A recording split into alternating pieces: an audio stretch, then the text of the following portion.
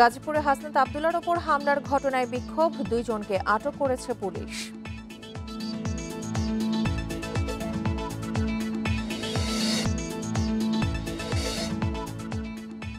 নারায়ণগঞ্জে নানা অপরাধে ব্যবহার হচ্ছে থানা লুটের অস্ত্র, উদ্বেগ বাড়ছে স্থানীয়দের।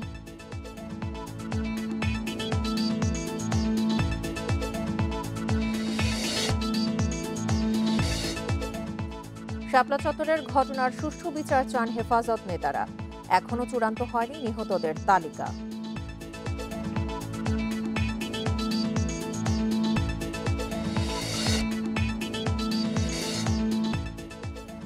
বেলা 11টায় সুপ্রিম কোর্ট প্রাঙ্গণে ব্যারিস্টার আব্দুর রাজ্জাকের জানাজা, রাজনৈতিক সহযোদ্ধাদের মধ্যে শোক।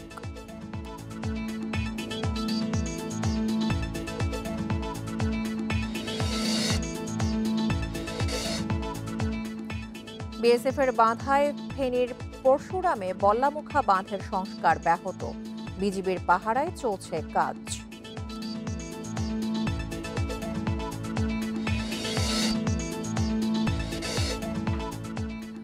অর্থনৈতিক প্রবৃদ্ধি ধরে রাখতে জ্বালানি সরবরাহ বৃদ্ধি, মূল্যস্ফীতি নিয়ন্ত্রণের পরামর্শ, বাজেটে কমছে ব্যবসায়ীদের করের হার।